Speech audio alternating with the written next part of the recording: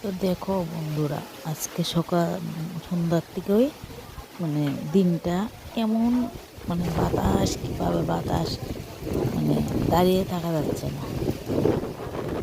কি বাতাস বইছে দেখো।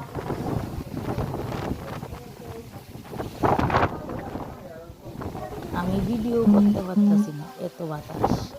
এই দেখো কি বাতাস।